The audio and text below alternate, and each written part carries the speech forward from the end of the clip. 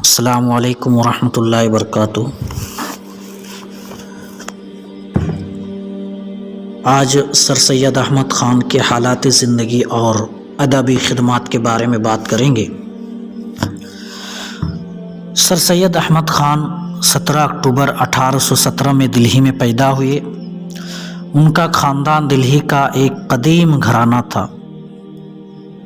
ان کا شجرہ نسب امام محمد تقی سے جا کر ملتا تھا۔ سر سید کے موارث اعلیٰ ہرات سے ہندوستان آ کر دلہی میں آباد ہو گئے تھے۔ انہوں نے ابتدائی تعلیم روایتی انداز میں حاصل کی۔ 19 برس کی عمر میں ان کی شادی پاکیزہ بیگم سے ہوئی تھی، جو نقیب اولیاء خاندان سے تعلق رکھتی تھی۔ سر سید نے خاندان کی مخالفت کے باوجود انگریزی گورنمنٹ کی نوکری کی اور قلعہ سے اپنا تعلق منقطع کر لیا۔ 1839 میں نائب منشی کے عہدے پر مقرر ہوئے۔ 1840 میں جام جم کے نام سے ایک رسالہ شائع کیا، جس میں امیر تیمور سے بہادر شاہ ظفر تک کے حکمرانوں کے حالات قلم بند کیے تھے۔ انہوں نے بڑی محنت اور جانفشانی سے دلہی کے گرد و نواح کے آثار قدیمہ کا مطالعہ کیا اور 1847 میں آثار السنادید لکھی۔ جنوری 1857 میں بجنور میں صدر امین کے عہدے پر فائز ہوئے۔ 1859 میں مختلف ماخذوں سے مواد فراہم کر کے رسالہ اسباب بغاوت ہند لکھا اور 1864 میں غازی پور سے علی گڑھ چلے آئے اور 1866 میں سائنٹیفک سوسائٹی کا اخبار علی گڑھ انسٹیٹیوٹ گزٹ جاری کیا۔ 1861 میں سر سید کی رفیقہ حیات کا انتقال ہوا۔ آپ کے 2 فرزند تھے۔ سر سید کے 2 فرزند تھے، ایک حامد اور سید محمود، یعنی سید حامد اور سید محمود۔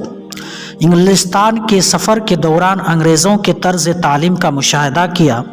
واپسی پر 1870 میں تہذیب الاخلاق جاری کیا۔ ان کا اہم تعلیمی کارنامہ 1875 میں مدرسۃ العلوم کا قیام ہے۔ بہادر شاہ ظفر نے ان کے موروثی خطاب جواد الدولہ میں عارف جنگ کا اضافہ کیا۔ لندن میں سر سید کو CSI کا خطاب دیا گیا تھا۔ ان کی وفات 27 مارچ 1898 کو وفات ہوئی۔ سر سید احمد خان ایک ذمہ دار اور باشعور صحافی تھے۔ وہ ایک معیاری انشا پرداز بھی تھے۔ ان کی چھوٹی بڑی تصانیف اور رسالوں کی تعداد 25 ہے۔ تہذیب الاخلاق میں سر سید نے نہایت صاف اور واضح تصورات کا اظہار کیا ہے۔ ان کے یہاں تہذیب کا بھرپور تصور ملتا ہے۔ وہ ہندوستانیوں کو عقلیت اور مادیت کے قریب لانا چاہتے تھے۔ سر سید احمد خان وہ سمجھتے تھے کہ پرانی روایات میں تربیت پائے ہوئے افراد کے مقابلے میں علمی، تہذیبی اور قومی تعمیر جدید طرز کی تعلیم پانے والوں سے بہتر طور پر ممکن ہے۔ وہ عقل پسندی یعنی ریشنلزم کے قائل تھے۔ سر سید کے سیاسی مسلک میں بھی بہت سے نشیب و فراز آئے۔ انہوں نے ایک جلسہ میں تقریر کرتے ہوئے کہا کہ میرے دوستوں، میں نے بارہا کہا ہے اور اب بھی میں کہتا ہوں کہ ہندوستان ایک دلہن کی مانند ہے، جس کی خوبصورت اور رسیلی 2 آنکھیں ہندو اور مسلمان ہیں۔ خطبات احمدیہ، آثار السنادید اور تاریخ سرکشی بجنور سر سید کے علمی و ادبی یادگاریں ہیں، لیکن انہوں نے تہذیب الاخلاق میں جو مضامین لکھے ہیں ان کی بڑی قدر و قیمت ہے۔ انہوں نے اپنے مضامین میں اپنی تعلیمی، اصلاحی اور اخلاقی تصورات کا بڑی خوش اسلوبی کے ساتھ انہوں نے اظہار کیا ہے۔ ان کا طرز تحریر سب سے منفرد اور مختلف تھا، جس میں وضاحت، اثر انگیزی اور روانی تھی۔ وہ عبارت آرائی کے علم میں نہیں کھوئے اور مقفع مسجع عبارتوں کے بجائے سادہ اور پر اثر نثر سے کام لیا۔ یہ بات درست ہے کہ سر سید احمد خان اردو کے پہلے مضمون نگار نہیں ہیں، لیکن انہوں نے اپنے مضامین سے اس فن میں توسیع ضرور کی۔ انہوں نے مضمون نگاری کے موضوعات کو وسعت دی اور ان میں تنوع پیدا کیا۔ انہوں نے تعلیم و تربیت، اصلاح، تمدنی ترقی، سیاسی رجحانات، مذہبی موضوعات اور ادبی تصورات پر اظہار خیال کیا ہے، اور اردو نثر کے ترسیلی امکانات اور ان کی ابلاغی قوتوں کا احساس دلایا ہے۔ انہوں نے اپنے ایک مضمون ترقی علم انشاء میں اس کی طرف اشارہ کیا ہے۔ سر سید نے تہذیب الاخلاق میں اس بات کا اعتراف کیا ہے کہ انہوں نے اپنے طرز تحریر کو ایڈیسن اور اسٹیل کے اسلوب بیان سے متاثر ہو کر ایک خاص سانچے میں ڈھالنے کی کوشش کی ہے۔ وہ اپنے اسلوب کے ذریعے اردو نثر میں ایک انقلابی لانا چاہتے تھے۔ انہوں نے اوروں سے اتنا گریز کیا ہے کہ بقول حالی حیات اجازت صفحہ نمبر 357 وہ گرامر کی پابندی کی بھی پرواہ نہیں کرتے۔ سر سید کے بعض مضامین مثلا ہماری حالت اور تعلیم وغیرہ میں خوبصورت اور دلنشین تمثیلوں اور تشبیہوں سے ہی حسب ضرورت کام لیا ہے۔ ممتاز حسین صاحب نے لکھا ہے کہ سر سید سے بہترین ہماری زبان میں کوئی دوسرا مضمون نگار نہیں گزرا ہے۔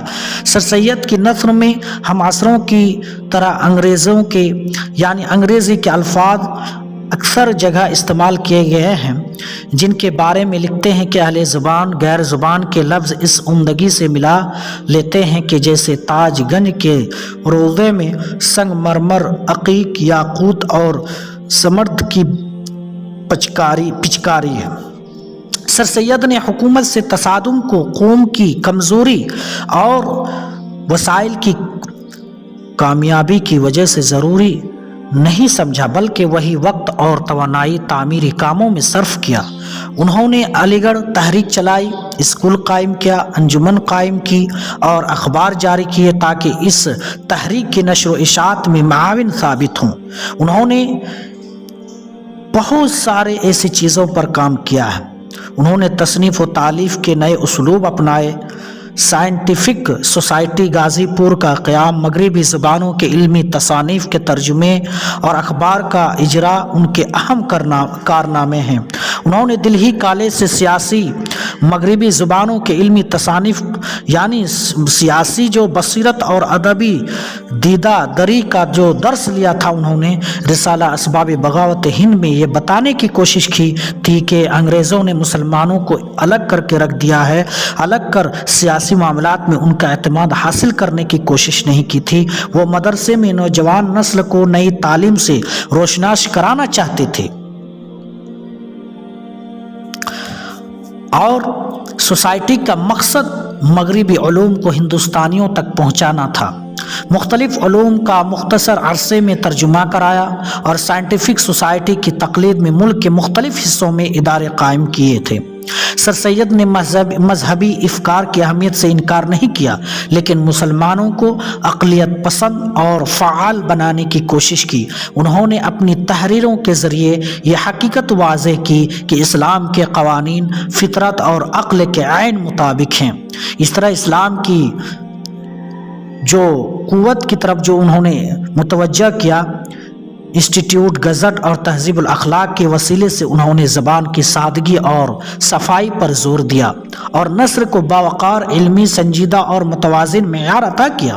سر سید نے نئی تعلیم کے حامی اور پرستار تھے، یعنی سر سید احمد خان نئی تعلیم کے حامی اور پرستار تھے۔ ان کا یقین تھا کہ ماضی سے محرک ہوا جا سکتا ہے اور قوت عمل اخذ کی جا سکتی ہے۔ چنانچہ آئینہ اکبری اور تاریخ فیروز شاہی کی تصحیح کی۔ سر سید نے حالی سے مسدس لکھوایا جس میں تہذیبی اصلاح کے ساتھ شعر و قصائد کے نایاب دفتر کا بھی ذکر ہے۔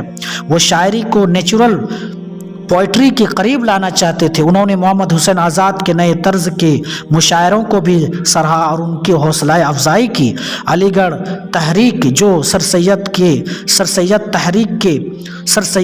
تحریک کے نام سے منسوب ہے کہ زیر اثر خود سر سید اور ان کے رفیق کار محسن الملک، چراغ علی، وقار الملک اور الطاف حسین حالی نے مضمون نگاری کی طرف توجہ دی اور مختلف تحریروں میں مفید خیالات کا ظاہر کیے۔